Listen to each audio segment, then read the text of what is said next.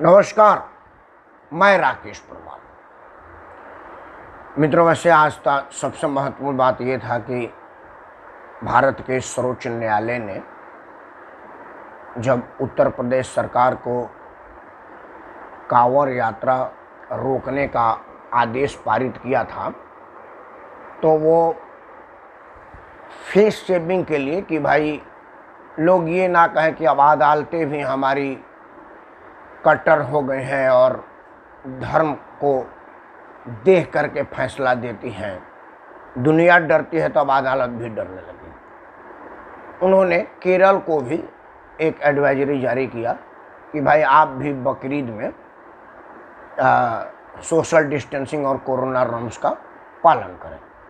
Supreme court को पहले से पता था कि सुप्रीम कोर्ट की कोई हैसियत नहीं है हमारे देश में मुसलमानों के किसी भी धार्मिक मामलों में कोई एडवाइजरी जारी करने का।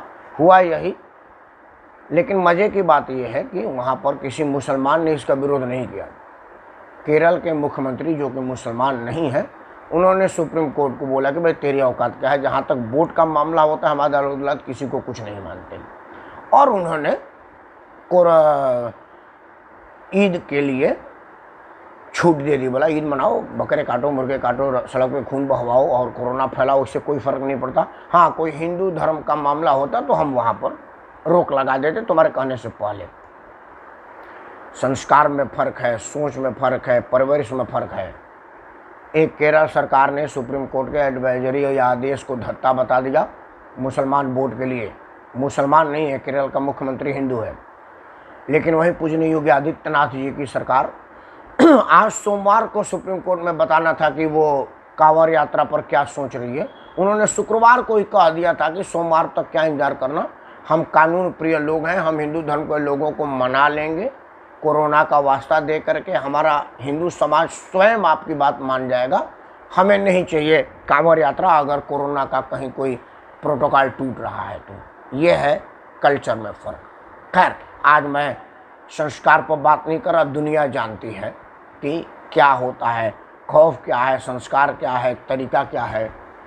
एक पत्रकार को आतंकियों द्वारा मार दिया जाता है, किसी औकात नहीं होती क्योंकि मारने वाले को एक लानत मलानत भेज दी, गोली ने मारा है ये कहा जाता है, जबकि ट्रैक्टर पलटने से कहा जाता है कि सरकार ने मारा है। ये फ़र्क है। जिस दिन ये भारत के लोगों को फ़र्क समझ में आ जाएगी उसी दिन हमारा देश सुधर जाएगा, लेकिन आएगा नहीं, क्योंकि एक मुख्यमंत्री ने सार्वजनिक ट्वीट किया है कि आप हमको जितवाइए, हम आपका बाबरी मस्जिद उसी राम जन्मभूमि पर बना कर देंगे जहाँ मंदिर बन रहा है।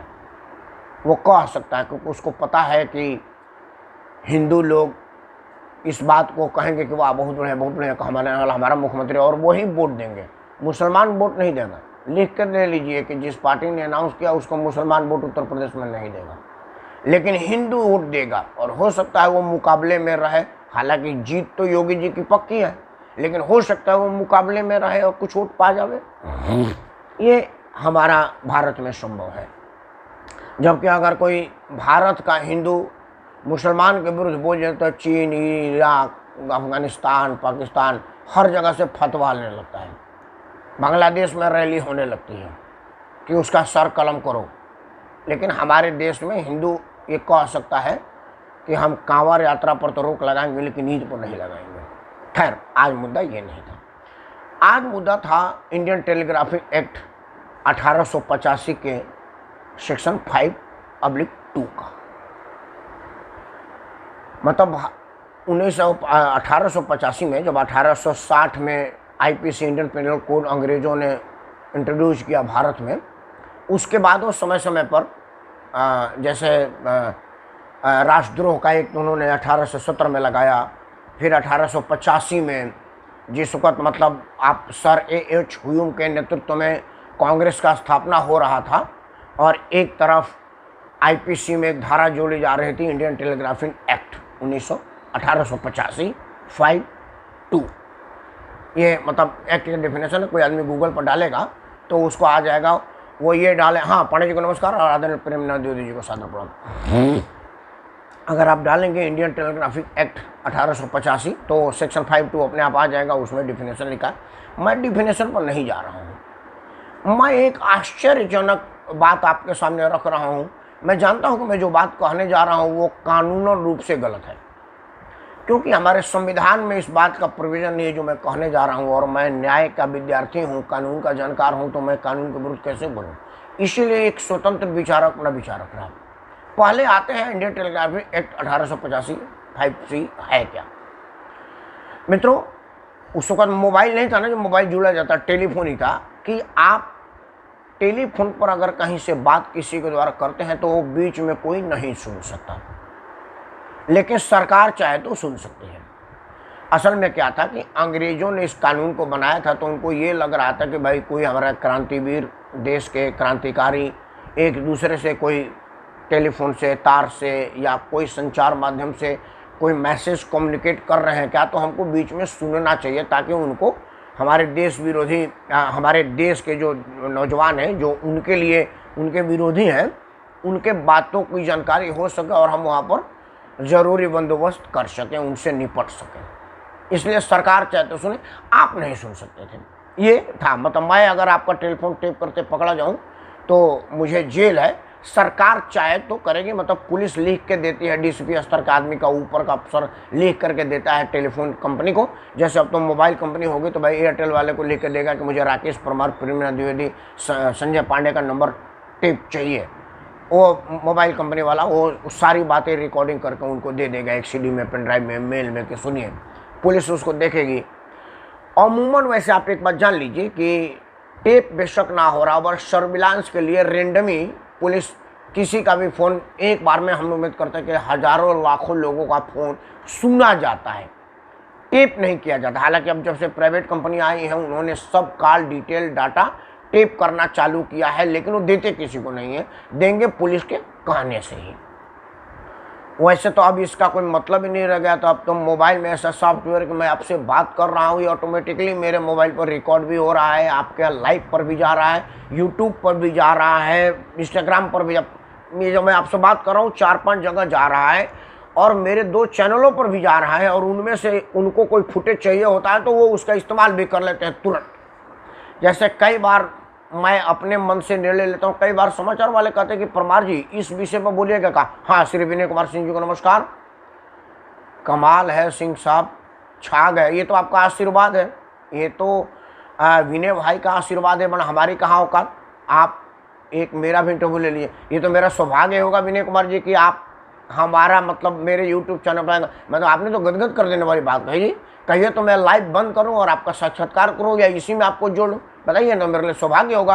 कहिए तो अभी आपको रिक्वेस्ट भेजता हूं, अभी आइए महाराज। आप जैसे लोग आएंगे तो ये मेरे लिए तो सौभाग्य की बात होगी। खैर, जब तक आप आदेश नहीं देंगे मैं टेलीग्राफी एक बता देता हूँ। तो टेलीफोन डिपार्टमेंट आपकी बात सुनती है, पुलिस भी सुनती है कि कोई आप देश विरोधी काम कर रहे हैं कि नहीं। मेरा मामला वहाँ पर नहीं। आज जो संसद में बवाल हुआ, सबसे पहली बार जो मेरा उम्र है, जो मैं जानकारी रखा हूँ, जिसमें हमको समझ जब से डेवलप हुआ, टेलीफोन टेपिंग पर कर्नाटक की सरकार गिर गई थी। वहाँ ये बताया गया था कि कुछ मंत्रियों, MLA और सरकारी कर्मचारियों का टेलीफोन टेप किया जा रहा था, वहाँ की सरकार बर्खास्त कर दिया गया था। पहली बार ये टेलीफोन पर कोई सरकार चली गई थी, ऐसा मुझे सुनने में आया था। उसके पहले कोई हुआ होगा तो मैं नहीं कह सकता। अब मैं जो कहने जा रहा हूँ वो कानून विरुद्ध है, लेकिन मैं कह रहा हूँ कि ऐसा होना चाहिए। मित्रों, मैं बात कर रहा हूँ आदरणीय प्रेमनाथ द्विवेदी जी से। मेरे पास प्रेमनाथ द्विवेदी जी का फ़ोन नंबर है, संजय पांडे का भी फ़ोन नंबर। मैं दोनों से बात करता हूँ, बात फ़ोन पर, व्हाट्सएप पर। अगर मैं प्रेमनाथ द्विवेदी से बात कर रहा हूँ तो उसमें कोई प्रेमनाथ द्विवेदी जी हमारी गर्लफ्रेंड तो है नहीं कि आई लव यू डियर, मेरी जान कैसी हो, कहाँ हो, किधर से मिलोगी, ऐसा तो कोई बात मैं करूँगा नहीं ना। मैं उनसे हाय हेलो कुशल क्षेम पूछूंगा और कैसे हैं। प्रेमनाथ जी पूछेंगे राकेश भाई बिल्कुल ठीक है, तुम बताओ तुम्हारे बच्चों की शादी उदी क्या हुआ। मैं बोलूँगा सर कहाँ है, अभी हो पा रहा है, शादी बड़ा मुश्किल काम है। बोला हाँ राकेश थोड़ा मुश्किल आती है, अच्छा चलो एक लड़का मैंने देखा है। यही तो बात हम करेंगे। अगर ये पुलिस सुने, प्रधानमंत्री सुने, अमेरिका का राष्ट्रपति सुने, ओसामा बिन लादेन सुने, उससे क्या फर्क पड़ता है। हो सकता है कोई 5 आदमी सुन के कहा एक मिनट। मान लीजिए मैं बात कर रहा हूँ प्रेमनाथ द्विवेदी से, संजय पांडे जी मेरा फोन सुन लिए बीच में, तो कहेंगे राकेश एक मिनट रुको, तुम शादी की बात कर रहे हैं। अरे यार बरेली पासपोर्ट ऑफिस में नया पासपोर्ट अफसर आया हुआ है, छतरी है, कहो तो मैं बात चलाऊं, मेरे लिए तो बड़ा फायदा हो गया। मेरा क्या नुकसान हुआ? नुकसान मेरा तब होगा जब मैं प्रेम निवेदित को तो सुनिए, ये देश की एक बड़ा बढ़िया नक्शा मेरा साथ आया हुआ है, आप फौज में रहे हैं, कोई गुजारिश है क्या वो कुछ मैं बेच दूं, देश की गोपनीय जानकारी है। प्रिय द्विवेदी का जी देखिए, मैं तो फौजी आदमी हूँ, तो मैं तो दुश्मन को गोली मारो ऐसा है नहीं। मैं बोला देखिएगा द्विवेदी जी, कुछ कहीं कुछ हो जावे तो। और संजय पांडे सुन ली, उन्होंने 100 नंबर पर फ़ोन किया, हेलो पुलिस यार, वो एक दो आदमी बात कर रहे हैं और मैंने फ़ोन सुना, वो कुछ देश की साजिश गोपनीय जैसी बेचने की बात कर रहे हैं। पुलिस आएगी, हम लोगों को पकड़ेगी और आस्थान विशेष पर विशेष प्रहार करेंगे। मैं फटाफट बोलने लगूंगा कि और मैंने किन किन को बात किया था, टिप सुनने की जरूरत नहीं है। ये ठीक भी तो है, क्या ज़रूरी है, क्यों दिक्कत है? अगर आप कोई देश विरोधी बात नहीं कर रहे हैं, कोई देश के विरुद्ध काम नहीं कर रहे हैं, तो अगर आपकी बात सुनी जा रही है तो क्या नुकसान है? क्या नुकसान है? हालांकि ये टेलीफोन एक्ट में नहीं है, लेकिन वो तो अंग्रेज बनाए थे ना भाई, अंग्रेजों ने कानून बनाया था, अंग्रेजों को भागा दिया और अंग्रेज के सारे कानून को रखे रहे। और जो अंग्रेजों ने कानून आपके हित के लिए बनाया था, लेकिन आपका वोट प्रभावित हुआ, उसको आपने हटा दिया। क्योंकि अगर आप आईपीसी 1860 को ही अपना रहे हैं तो उसमें तो आरक्षण नहीं था, फिर आपने आरक्षण का इम्प्लीमेंट किया। उसमें तो साहबानों को अपने बूढ़े पति के द्वारा थोड़ी सी हल्की फुल्की नोक झोंक पर तलाक देने वाला प्रोविजन तो नहीं था, फिर आपने उसको क्यों हटा दिया? क्योंकि आपका वोट प्रभावित हो रहा था। जहां आपका नुकसान, हमारे भोजपुरी में बोलते हैं कि गोर गोर तो हो रहा, करिया करिया मोर, ये कहाँ से हो रहा है?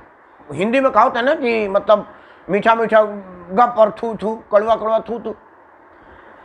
आप अगर देश विरोधी साजिश में भाग नहीं ले रहे हैं, आप कोई देश विरोधी बात एक दूसरे से नहीं कर रहे हैं, तो आपका बात दुनिया सुनने से क्या फर्क पड़ता? मैं तो सार्वजनिक बोल रहा हूँ, मैं इसमें कई बात बोलता हूँ जो हिंदू विरोध लगता है, कई बात बोलता हूँ जो मुस्लिम विरोध होता है, मैं कई बार बोलता हूँ जो ब्राह्मण विरोध होता है, मैं कई बार बोलता हूँ जो क्षत्रिय विरोध होता है, मैं तो कई बार विरोधी बोलता हूँ, पक्ष में तो मैं बड़ा कम बोलता हूँ, लेकिन मैं तो सार्वजनिक बोला हूँ। टेप का क्या मतलब है? आज दिन भर हंगामा पार्लियामेंट में हुआ। एक आशंका लोगों ने किया कि भाई एक इजराइल की कंपनी है जिसके पास इतना ज़्यादा पैसे पर सॉफ्टवेयर बेचती है को सरकारें खरीद सकती है, कोई आम आदमी के बस की बात नहीं है। पहले तो आप अपने दिमाग से बात हटा दीजिए कि भारत का आम आदमी, मतलब भारत का नागरिक इतना पैसा वाला नहीं है। आपको जान के आश्चर्य होगा कि 450 करोड़ अंतरिक्ष यात्रा के लिए किया गया है और भारत के नागरिक ने उसकी बुकिंग सबसे पहले की थी। हालांकि 2 साल से अभी किसी न किसी कारण से वो टल रहा है मामला। अंतरिक्ष पर्यटन में भारत से सबसे ज़्यादा बुकिंग हुई थी यात्रा करने के लिए उस वक्त। हालांकि अब तो वो 100 करोड़ में भी जाने का एक आया हुआ है जो अमेजोन वाले ने बनाया है, लेकिन जिस बुकिंग की बात करता हूँ वो 450 करोड़ का था। 450 करोड़ अंतरिक्ष में जाने के लिए अगर किसी के पास पैसा है तो वो सॉफ्टवेयर क्यों नहीं खरीद लेगा? तो पहले तो जो पार्लियामेंट में लोग बकवास कर रहे हैं, मैं बकवास से कहता हूँ क्योंकि पार्लियामेंट में अब कोई बढ़िया चीज़ हो नहीं रहा है। मुझे बड़ा अफसोस के साथ अपने लोकतंत्र के सबसे बड़े मंदिर को बकवास स्थान कहने पर मजबूर हो रहा हूँ, क्योंकि उस पर आज तक किसी ऐसे मुद्दे पर चर्चा नहीं को जो आम आदमी से रिलेटेड हो। उसी मुद्दे पर चर्चा होती है जो वोट बैंक से रिलेटेड हो। कभी कोई ऐसा मुद्दा नहीं आया कि भाई फलाना, मैं नाम रख रहा हूँ, कि कभी कल्याण सिंह मुलायम सिंह को ये कहते नहीं सुने, कह रहे सुनो भाई तुम्हारे पास तो एक मामूली साइकिल हुआ करता था, अब तुम्हारा बेटा रोल्स रॉयस में चल रहा है, कहाँ से पैसा है? ये चर्चा कभी नहीं होता। अभी तक किसी कांग्रेसी ने राहुल गांधी को नहीं पूछा कि एफिडेविट में आपने कोई बिजनेस नहीं दिखाया, कोई नौकरी नहीं दिखाया, तो इतना करोड़ का फंड कहाँ से आया? किसी ने अमित शाह के से नहीं पूछा कि भाई आपका बेटा ऐसा कौन सा बिजनेस लॉकडाउन जैसे काम में कर रहा है जब दुनिया के बिजनेस बंद हो गए और आपका लड़का 1800% मुनाफे पर चला गया, क्या बिजनेस करता है? कभी कोई और पार्टी वाले ने अमित शाह से नहीं पूछा कि क्रिकेट के कौन से ग्राउंड पर आपका बेटा खेलता था जिसमें बीसीसीआई का पदाधिकारी हो गया, उसको क्रिकेट का 100 मालूम है? ये आज तक ये चर्चा नहीं हुआ। वही चर्चा होगा जिसका कोई मूल मतलब नहीं, कोई इसका कोई मतलब नहीं, जिसका कोई जरूरी नहीं है, क्योंकि पार्लियामेंट हंगामा करना है, टीवी पे दिखाना है कि मैं बहुत बड़ा बात किया, क्या बात किया ये किसी को पता नहीं। टेलीफोन एक्ट पर आज हंगामा हुआ कि कुछ पत्रकारों का टेलीफोन रिकॉर्ड की जाती है, कुछ बड़े अफसरों का रिकॉर्ड किया जाता है, कुछ भारतीय जनता पार्टी के मंत्रियों का भी नाम आया।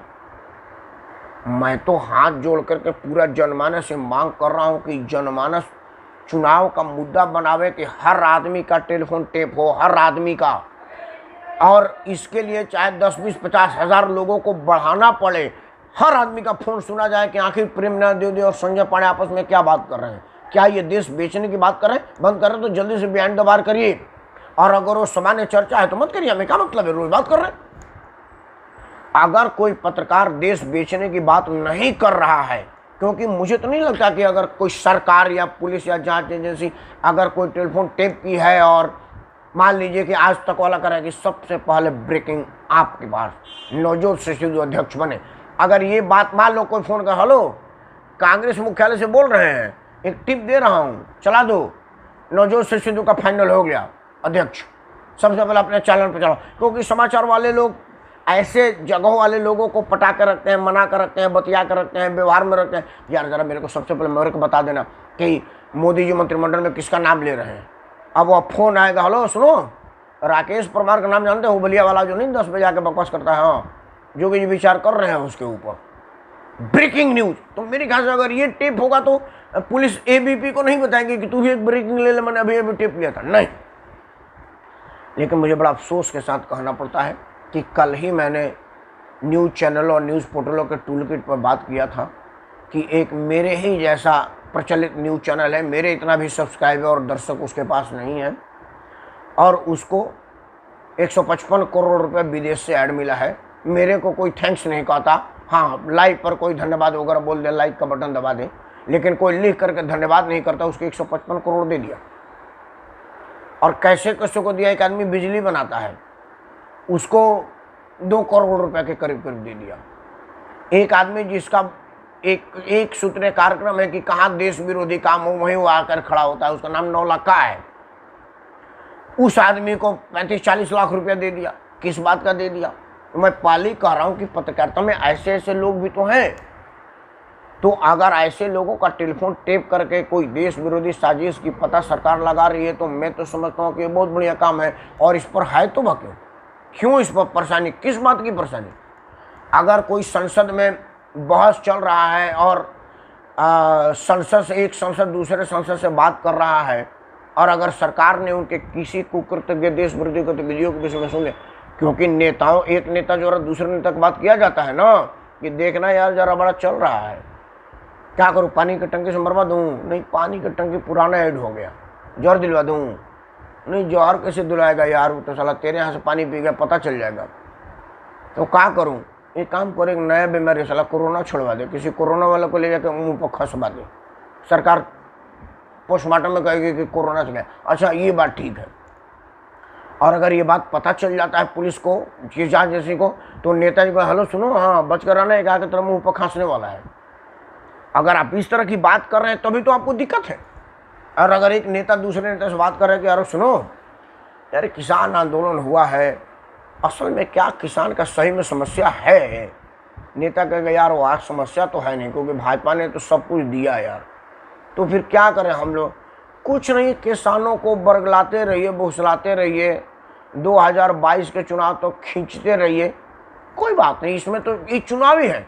लेकिन अगर उसमें एक शब्द डाला कि यार चुनाव तक खींचने का क्या उपाय है, क्या करे, कल ट्रैक्टर चढ़वा दे 2-4 पुलिस वालों पर, हाँ ये बड़ा बढ़िया रहेगा। अगर 2 पुलिस वाले पर ट्रैक्टर चढ़ी ना तो पुलिस बिलबिला कर लाठी छेड़ेगी और हम वही लाठी को लगा दें, हमको चुनावी माइलेज मिलेगा। अगर इस तरह की कोई बात पुलिस पकड़ दे तो तुरंत से तुरंत वहाँ जा करके कंट्रोल करेगी कि भाई सुनिए आपको बरगा के भेजा जा रहा है, फलाना नंबर ट्रैक्टर आपको कुछ लेने आ रही है। पुलिस वाला या तो उतना बढ़िया बंदोबस्त करेगा या हट जाएगा, तो कम से कम जान माल का नुकसान कम होगा। आपको ऐसी कौन सी आप बात करते हैं जो अगर टेप हो जाता है तो खतरा? मैं ये पूछ रहा हूं। अब आप कहेंगे कि राकेश परमार तुम मूर्खों जैसी बात करते हो यार, खुद को पढ़ा लिखा दावेदारी बोलते हो, बोले कि मैं कानून का विद्यार्थी हूँ, कानून का जानकार हूँ। कानून में लिखा है कि आप किसी की मर्जी के बगैर फोन टेप नहीं कर सकते, बिल्कुल मैं कह रहा हूँ, लेकिन हमारे कानून में तो बहुत ऐसा कुछ लिखा है जो नहीं लिखा होना चाहिए था। क्या मैं ठाकुर राकेश सिंह परमार, प्रेमनाथ द्विवेदी, संजय पांडे की उपस्थिति में ये मान लूँ कि हाँ आरक्षण को मैं मान्यता दे रहा हूँ, ठीक है आरक्षण, क्या ये उचित है? मैं मान लूँगा। क्या मैं मान लूँगा कि पढ़ा लिखा IAS अफसर पर जाति सूचक शब्द इस्तेमाल हो रहा है 14 लाख के गाड़ी पर फ्री का राशन आ रहा है और एक पंडित जी झोपड़ी में भीख मांग रहे हैं और कहा जा रहा है कि तुम चूंकि पंडित हो तो तुमको ना तो नौकरी देंगे ना फ्री का राशन देंगे, क्योंकि ये दलित कोटे का है। ये मैं मान लूंगा, ये मुझे मान लेना चाहिए, इसका विरोध नहीं करना चाहिए। बाकी करने से पहले आदरणीय प्रेमनाथ द्विवेदी जी ने कुछ मुझे मार्गदर्शन दिया है, वो मेरे लिए तो लाभप्रद होगा, आपके लिए भी होगा, कृपया सुनिए। आपने लिखा है आदरणीय प्रेमनाथ द्विवेदी जी ने कि निस्संदेह अब संसद में बकवासबाजी बहुत बढ़ गई है। नए मंत्रियों के परिचय में अवरोध का कोई औचित्य नहीं था, यह पारंपरिक औपचारिकता ढंग से होनी चाहिए। आदरणीय प्रेमनाथ द्विवेदी जी, नए मंत्रियों का परिचय ही एक बात नहीं है। आपको एक बात बताऊं, मुझे बड़ा अफसोस के साथ कहना पड़ता है कि 14 से 16 लाख रुपया घंटे के हिसाब से संसद चलने का खर्चा आता है, सिक्योरिटी, बिजली का बिल वगैरह, वो हमारे और आपके पैसे से आता है, हमारे टैक्स से पैसे से आता है। जो संसद में बवाल काट रहे हैं उनके पैसे से नहीं आता। असल में आते प्रेमनाथ द्विवेदी जी है क्या, मैं आपको एक छोटा सा बात बताऊं, आप जरा ये लोग, आप लोग भी सुनिए, हंसीएगा। जो संसद में होता है उसका जीता जागता एग्जाम्पल है। मैं था और हमारे एक और राजनीतिक मित्र थे, कुर्ता पजामा हम लोग बढ़िया पहन करके एक आदमी से मिलने गए। वो गए थोड़ा सा रुआब गांठने के लिए। वो आदमी की मजबूरी थी, या तो उसको हिंदी आ नहीं रहा था या वो अंग्रेजी झाड़ना चाह रहा था। हमारे जो मित्र थे उनका अंग्रेजी में हाथ तंग था, बात उन्हीं को करनी थी, मुझे करनी नहीं थी, नहीं तो मैं बात जो थोड़ा बहुत खींच भी लेता। वो गए, अजी नमस्कार, हाँ यस यस गुड इवनिंग, मैं what can I do from you, हाँ ठीक है ठीक है, नहीं मतलब आई टू से व्हाट कैन, नहीं हाँ ठीक है ठीक है ठीक है ठीक है। अब उसके बाद वो बेचारा धारापुरा अंग्रेजी बोलने लगा। अब ये हमारे जो मित्र नेताजी थे, इनको तो बढ़िया हिंदी बोलने नहीं आती, वो तो खैर अंग्रेजी था, वो तो पले नहीं पड़ रहा था। अब उन्होंने क्या किया कि सुन बे हरामजादे कुत्ते, और 2-4 बढ़िया बढ़िया गाली उली देने के बाद मेजो लोग ठोक ठाक करके बोले ऐसा हो नहीं सकता, तू जानता नहीं मैं कौन आदमी हूँ, ये फलाना दिमाग का साले अंग्रेजी मत डाल, ये मत डाल, हो। फिर वो बोले, वो चला कि मैंने I am not tolerate this, I am not able to be talk with you, please please please go head go head. वो कहा के खुद ही ऑफिस से निकल करके चला गया। आप लोग वो चला गया तो मैं बोला यार चलो भाई, यार ये क्या मतलब कि इसको गाली देने की, यार बात कर सकते मतलब आप तो फिर, अरे यार तुझे देखा नहीं साला अंग्रेजी में बोल रहा था, हमको अंग्रेजी आती नहीं तो मैं क्या कहता कि मेरे को अंग्रेजी नहीं आती, गाली गलौज कर दिया तो कम से कम उठ के भाग तो गया। अब जिसके लिए बात किया वो बोला देखो नेताजी मेरा कितना बढ़िया से गाली गुली दिए, साले का फाड़ कर रख दिए, मालिक को भी छोड़ करके भागा। बारे बेटा था ना, बोला अच्छा यहाँ तक सोचा, हाँ सोचना पड़ता है, हम नेता लोग हैं भैया, आगे पीछे का सोचते हैं। आज पार्लियामेंट में यही होता है क्योंकि उनके पल्ले कुछ है नहीं, उन्हें राजनीति की समझ नहीं है, मुद्दे की ज्ञान नहीं है, कानून पढ़ के जाते नहीं है, पार्लियामेंट कैसे चला जाता है इसकी पर समय नहीं देते।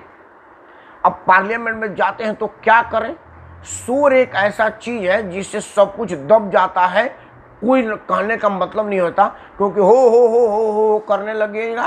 आप क्या कहना चाहते हैं, किस लिए कहना चाहते हैं सुनेगा नहीं। और अपने जनता, चूंकि जनता को हम लोग इतना बेवकूफ़ बनाकर रखा हुआ है कि हम जनता से कहेंगे देखा तुम्हारे लिए साला हंगामा कर दिया, संसद नहीं चलेगी। जनता कहेगी कि नेताजी हमारा आज पार्लियामेंट में हंगामा के इन्हीं की वजह से संसद को 3 बार स्थगित करना पड़ा। मित्रों हमारे देश में यही हो रहा है क्योंकि हमको संसदीय परंपरा का ज्ञान नहीं है, संसद में क्या बोले इसकी जानकारी नहीं, या हमारे पास बोलने वाला मुद्दा नहीं है।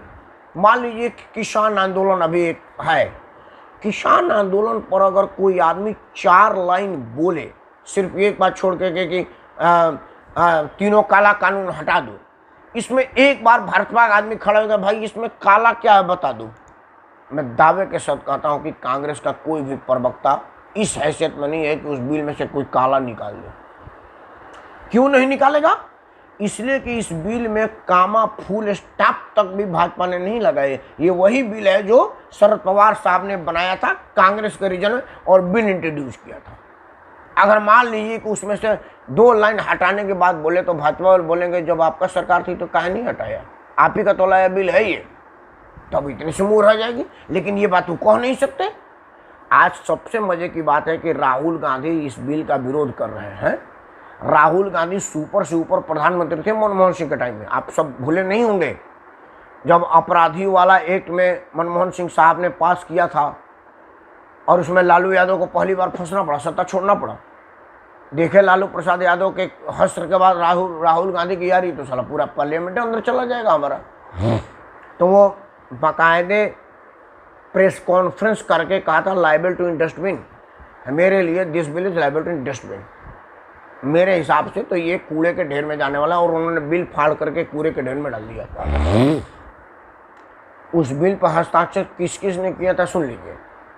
उस बिल पर हस्ताक्षर था श्रद्धेय इंदिरा गांधी के ज़माने का नेता और राजीव गांधी के बराबर के हैसियत वाला शरद पवार। अगर गांधी परिवार का नहीं होते तो शरद पवार ही उस वक्त प्रधानमंत्री बनने के दावेदार थे। शरद पवार ने उस पर साइन किया था। उनकी इंदिरा गांधी के ज़माने के नेता और उनके पिताजी के ज़माने के नेताओं का उस पर हस्ताक्षर था। और वो उनके किचन का बिल नहीं था जो गुस्से में फाड़ के फेंक दिए कि साला मैं तो दूध पीता नहीं, मैं तो वो दूसरा वाला पेय लेता हूँ, इतना चाय कहाँ से आ गया भाई, साला चल बकवास कर रहा है। नहीं, ये भारत के संसद का पास बिल था। Highest civil authority of India, mister prime minister, ये भारत का highest civil authority of India माना जाता है, उसका सिग्नेचर था। मतलब 130-135 करोड़ लोगों का अस्मिता उससे जुड़ा हुआ था, उनका प्राइड उसको जुड़ा हुआ था, जिसको आपने फाड़ के फेंक दिया। आप ये नहीं कह सकते कि जो किसान बिल आपके सरकार लाई थी मनमोहन सिंह वाली, उसको आपको पता नहीं है क्योंकि आप ही थे, तो अब आप उस बिल का विरोध क्यों कर रहे हैं। तो ये इतनी मीन बातें अगर कहेंगे तो हो सकता है इधर से कोई आदमी कह दे, इसीलिए क्या करेंगे, हो करें, इसलिए ये हो रहा है। अंत में खैर आज बात इंडिया टेलीफोन एक्ट 1885 की धारा 5(2) के अंतर्गत बात कर रहा हूँ, privacy to record the call and right to record the call पर। मित्रों, भारत के संविधान में ये मेंशन है कि कोई इंडिविजुअल आदमी किसी का फ़ोन रिकॉर्ड नहीं कर सकता जब तक सरकार न चाहे। जिस वक्त ये बिल 1885 में आया था उस वक्त अंग्रेजी शासन थी हमारे ऊपर। अंग्रेज़ों का ये मनसा रहा होगा कि क्रांतिकारी एक दूसरे से क्या बात करते हैं संचार माध्यमों से, हमें उसकी जानकारी होनी चाहिए। क्योंकि अंग्रेज़ बुरे थे, ख़राब थे, लेकिन गैर कानूनी काम कोई नहीं करते थे। वो चाहते तो बिना एक्ट बनाए भी इसको मान लेते, कौन उनको पूछता, डंडा तो उन्हीं का चल रहा था। लेकिन उन्होंने अगर कोई काम करना होता है, चाहे भारत के विरोधी काम हो, तो उसको बाकायदा पार्लियामेंट में इंट्रोड्यूस करते थे, उसको एक्ट बनाते थे। जैसे राष्ट्रद्रोह एक्ट उन्होंने बनाया था कि जो लोग अंग्रेज के विरुद्ध लड़े उसको राष्ट्र एक्ट के विरुद्ध, राष्ट्र विरोधी के विरुद्ध बंद कर दो। लेकिन वो भी तो उसको एक में बनाया। 1860 में जब IPC इंडियन पेनल कोड ने इंट्रोड्यूस किया तो 10 साल बाद आया कि यार एक जोड़ जोड़ना चाहिए। उस 10 साल के बाद 5 साल मतलब 85 में आया कि यार टेलीफोन रिकॉर्ड भी करना चाहिए, तो वो बनाए। लेकिन मैं आज ये मांग करता हूँ आपसे, हमारे संविधान में, हमारे कानून में बहुत सी ऐसी धाराएं थी जो हमारे देश में होना चाहिए। ये नेताओं ने अपने शेल्टर के लिए बना रखा है। उसका एक ताज़ा उदाहरण आपको दे रहा हूँ। सुप्रीम कोर्ट ने आधार कार्ड मैंडेटरी करने के लिए बता दिया। मित्रों, आधार कार्ड से क्या फ़ायदा है आप जान लीजिए। मेरे पास ना 3 अकाउंट था, अभी भी है। हमने 3 अकाउंट में, एक अकाउंट में वैसे कोई 1000, 2000, 5000 की लेनी देनी होती थी, वो मैं ATM लेकर के चलता हूँ कि कहीं ज़रूरत कोई पड़ जावे। एक में बेटे के शादीशुदी के लिए ठीक ठाक रकम रखे हैं, उसका ATM ही नहीं बनवाया है कि साला कहीं मिसयूज ना हो जाए। उसका चेको नहीं लेते हैं, विड्रॉल का कोई फॉर्म नहीं भरते हैं। एक अकाउंट मेरा PPF का अकाउंट है, एक मेरे सैलरी वालों का है। वो सैलरी वाले का है तो हम उसको नहीं जोड़ते, मेरे अपना 3 है। मित्रों, क्या हुआ कि आधार कार्ड की जब मैंडेटरी हुई बैंक अकाउंट में, तो मैंने उसमें आधार कार्ड लगाया, तो तीनों में मेरा TDS का सर्टिफिकेट मिल गया। तो मैंने बैंक वाले से पूछा कि मैंने तो आपको TDS का पैन कार्ड दिया नहीं था। बोला आपने आधार दिया था ना, हाँ, तो आपका सब कुछ मेरे पास आ गया। अब आप आधार डालिए और उसमें लिखिए कि कौन कौन से जगह ये आधार लिंक्ड है। तो आपका PF अकाउंट में लिंक है, GPF अकाउंट में लिंक है, बैंक अकाउंट में लिंक है, वो सारा डिटेल आ जाएगा। जब हमारे बड़े बड़े नेता, कुछ जज, कुछ अफसरों ने देखा यार ये तो साला बड़ा बुरा है, ये जो बेनामी संपत्ति हमने रजिस्ट्री कराया हुआ है वो तो सारा आधार से खुल जाएगा। अबे राकेश परमार का 4 खाता खुल गया तो हमारा तो 4000 है। उन्होंने तुरंत प्राइवेसी एक्ट के अंतर्गत सुप्रीम कोर्ट में केस किया कि आधार कार्ड गोपनीयता के आधार पर चोट है, इसलिए इसको खत्म कर दिया जाए। अब हमारे देश में कोई आदमी पूछने वाला नहीं कि इसमें गोपनीयता कहाँ से, भाई तूने लूट करके पैसा जमा किया है, इसमें गोपनीयता कहाँ से आया, कहाँ से लूटा, ये तो बताना तेरा राइट है ना भाई। तेरे पिताजी के घर तो आती नहीं थी, क्योंकि बाबूजी तो लोगों को हजामत बनाए घुमा करते थे, और तू BMW में चल रहा है। बाप मर गया अंधारे में, बेटा का नाम पावर हाउस। ये तो हमारे यहाँ कोई पूछ नहीं ना सकता कि बाबा इधर आ, बाप मर गया अंधारे में, अब बेटा का नाम पावर हाउस। यही बात लोगों को जानकारी ना हो जाए कि पूरा बाप जीवन अंधेरे में मर गए और बेटा पावर हाउस बना हुआ है, कहाँ से आया। उन्होंने आधार कार्ड की इम्प्लीकेशन बंद करवा दिया।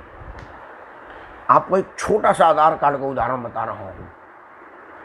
आधार कार्ड जब नहीं लगा था तो एक एक मदरसे में 14-14, 15-15 लाख बच्चे पढ़ते थे, एक एक मदरसे में। ये बाकायदा मेरे पास बिल है, इसे मैं मदरसे का नाम रख रहा हूँ।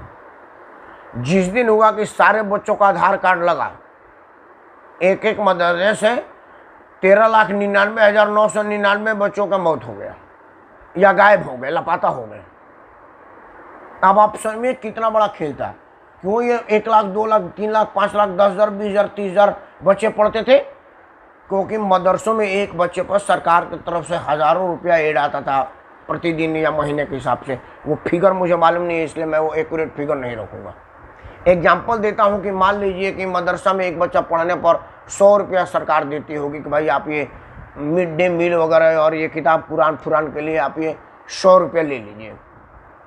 तो आदमी ने लिखा कि हमारे मदरसे में 1,000 विद्यार्थी हैं, तो आप 1,000 गुणे 100 दे दीजिए।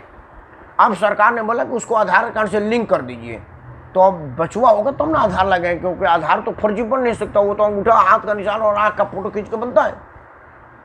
तो अब तो आपके पास वही लगाएंगे ना जो आपका बच्चा था। तो पता चला कि 1,000 में 999 बच्चे अब रहे ही नहीं, एक ही बच्चा है, रातों रात बच्चे गायब हो गए। भारत के राजकोष पर कितना फायदा हुआ ये जान लीजिए।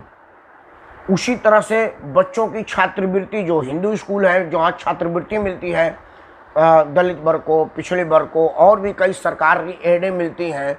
और छोड़े ना, मिड डे मील का ही घोटाला था। प्रधान और हेडमास्टर मिलकर कहते थे कि हमारे यहाँ 2,000 बच्चे हैं। ये हिंदू बहुल आबादी की बात कर रहा हूँ। मुसलमान मदरसे में लेता था तो हिंदू के प्राइमरी स्कूल में भी था, और जब बच्चों का आधार कार्ड लग गया तो जहाँ 1,000 बच्चा था वहाँ पर और 20 बच्चे आ गए। मैं तो नाम नहीं रखूँगा, मैं कुछ जगहों का हेडमास्टर और प्रिंसिपल को मिन्नतें करते देखा है कि आपका बच्चा पढ़े DPS में कोई दिक्कत नहीं है, नाम हमारे यहाँ लिखवा दीजिए कृपया, नहीं तो हमारा रोजी रोटी खत्म हो जाएगा। आधार से कितना फायदा था, लेकिन गोपनीयता के कानून के अंतर्गत सुप्रीम कोर्ट से और जज साहब ने बोला कि ठीक है करे, इसी बहाने हमारा भी तो काम हो जाएगा, और वो रोक दिया गया। मित्रों, जो चीज़ देश विरोधी है, देशवासी के विरोधी है, उसका विरोध करना चाहिए, चाहे वो हमारे कानून में हो या संविधान में हो। और मेरे हिसाब से मैं नहीं समझता कि जो मैं कह रहा हूँ वो ठीक है। ये गोपनीयता का कानून देश विरोधी है, देशवासियों के विरोधी है। ये किसी किसी को फायदा पहुंचाता है, और किसी किसी का फायदा के लिए पूरे देश का नुकसान नहीं किया जा सकता। इसलिए अगर इस विरोध का विरोध नेता कर रहे हैं तो मैं इसका विरोध करता हूं। ऐसे कानून बनने चाहिए कि भारत के प्रत्येक नागरिक का फोन टेप हो। और ये सरकार आके IT मिनिस्टर घोषणा करे, नए वाले वार्षणीय जी, कि I am wish to inform you that telephone authority is going to records all conversation between 2 persons by telephone, by telegraph, by WhatsApp, by Facebook, by YouTube, any manner, any media, government will be recorded all।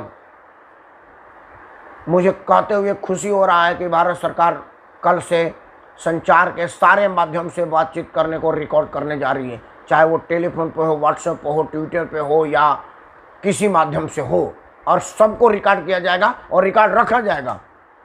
मैं दावे के साथ कह सकता हूँ कि जितने देशद्रोही लोग और लफंगे लोग हैं जिन्होंने चोरी, बदमाशी, छिनतई, लूट, बलात्कार, मर्डर का प्लान बनाते हैं फ़ोन पर, वो सब बंद हो जाएगा। वीडियो लंबा हो रहा है, एक अंत बात कर रहा हूँ। हम लोग बड़े लोगों को सुनते थे, परमार हाँ व्हाट्सएप कॉल करो ना, कुछ बात करनी है, एक काम करो व्हाट्सएप पर भेज देना। मैंने एक आदमी को बताया कि तुमको मालूम है व्हाट्सएप पर सबसे ज़्यादा रिकॉर्ड हो रहा है। क्या बात कर रहा है। तब तक वो सुशांत सिंह राजपूत केस में ड्रग वाली बेवड़ी लड़की का सारा रिकॉर्ड आया। एक अफसर ने फोन किया, परमारी तुम 3 साल पहले मेरे को कहे थे। बोले जी सर, क्योंकि तकनीक का, संचार का कोई ऐसा साधन है, मैं विज्ञान का विद्यार्थी हूँ, जो रिकॉर्ड नहीं हो सकता। वो बेशक आपको न बताया जा रहा, सरकार चाहेगी तो ले लेगी। बोला यार हम तो सारा डीले, वो बहुत बड़े अफसर थे, बोले यार राकेश परमार तो सारा डील हम व्हाट्सएप पर लिख के कर दिए, करिए कर। हम तो राम राम जपिए और दुआ करिए कि उसका दिमाग पगलाए ना। तो आप एक बात जान लीजिए कि ऐसे लोग डरते हैं जिन्होंने व्हाट्सएप पर पैसा मांगना होता है, टेलीफोन पर घूस मांगनी होती है, किसी का मर्डर करने का प्लान बनाया होता है। राष्ट्र की बात करने वाले को रिकॉर्ड से क्या डर। तो आप एक बात सीधा समझ लीजिए कि जो टेलीफोन रिकॉर्ड पर हंगामा कर रहा है, मैं नहीं कर रहा कि सारे के सारे चोर हैं, लेकिन ज़रूर उनके मन में कोई ना कोई खोट है। क्योंकि अगर वो ठीक ठाक बात कर रहे हैं तो किसी के सुनने से क्या फ़र्क पड़ता है। अगर आप सहमत हैं कि मैं बात करूं तो कृपया आदरणीय प्रेमनाथ द्विवेदी की तरफ से आप भी मेरे वीडियो को शेयर करें, लाइक करें और अपना आशीर्वाद दें, ताकि सच्ची बातें आपके माध्यम से आपके लोगों तक पहुँचे। भारतीय टेलीफोन एक्ट 1885 को पूर्णतः तब्दील करने और प्रत्येक नागरिक का फ़ोन प्रत्येक फ़ोन कंपनी को द्वारा टेप करने और टेप को सुरक्षित रखने की मांग के साथ मैं राकेश परमार आप सबको सादर प्रणाम करता हूँ। जय हिंद, वंदे मातरम।